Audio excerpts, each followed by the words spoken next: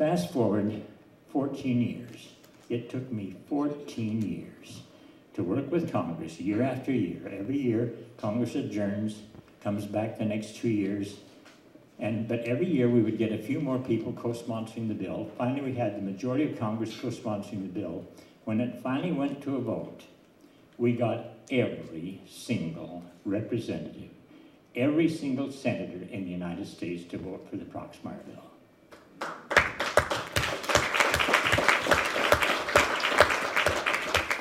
You need to know that history, because I'm hearing the same stories from people now about Codex, that what we have now is something we can't control because the pharmaceutical industry has bought and paid for every representative and senator in the United States.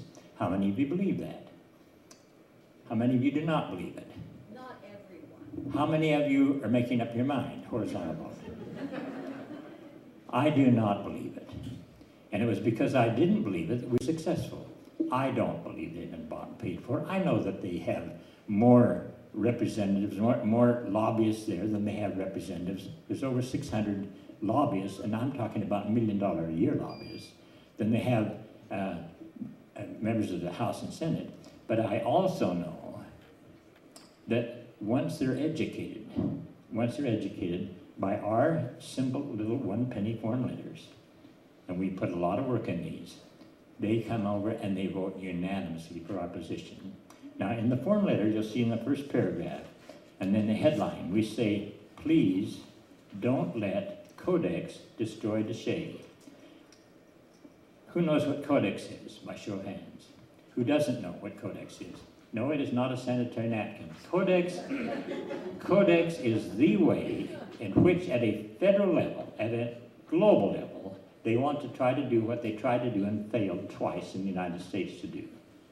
They want to limit potencies and combinations at the global level where I don't have a chance to go in and do what we did in the United States.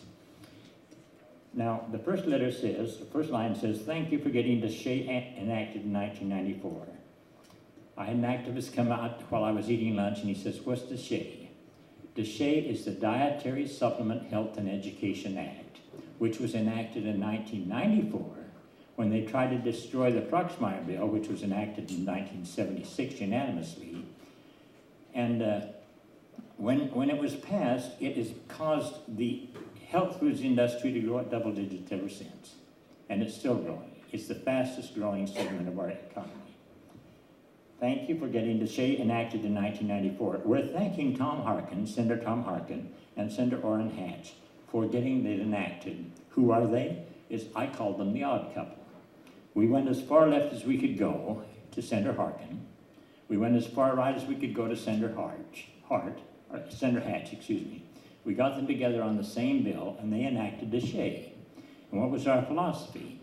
That the liver and the physiology of a Democrat acts just about the same as it does on a Republican. Health is non-political. And they knew that I believed in every one of them. I'm a person that believes in Congress. I believe in the system. The system works. In fact, I believe that in the United States we have a system that is so much superior to that of the European Union that there's no comparison, because we control the laws here. Now, I have a book. If you've not read it, those of you that are really interested in it, it's written by Scott Tips, who we have full-time in Europe. He has written the finest book on Codex Alimentarius. If you have it, I have a few of those left. And I believe that pretty well covers it, if there's any questions. Questions or comments? And if they do the form letters, give them back to you today. Get the form letters signed and back to me. They're platinum once your name is on it. In fact, give it to the usher that's back there with a 10-foot beard, and he will pick it up. Okay. Any other questions? Yes, sir. We have one question. Microphone. Grab a microphone. Yes.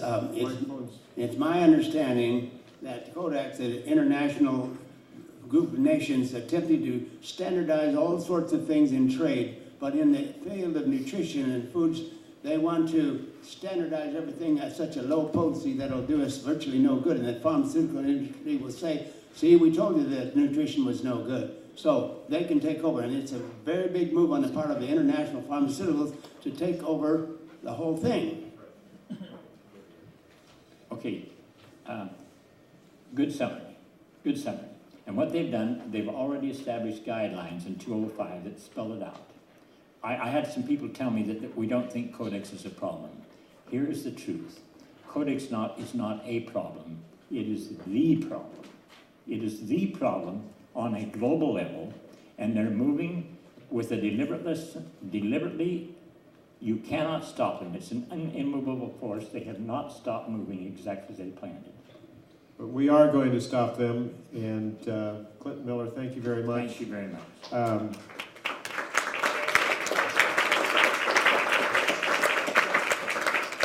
We are almost at the end of the program. We have not heard from Susan Moss yet, so while she comes up to talk, I want to add something to what's been said about Codex. Codex Alimentarius, is a covenant of the United Nations, and it was incorporated into the European Union, which is also an agency of the United Nations. NAFTA, CAFTA, Free Trade Agreement of America are all covenants of the United Nations.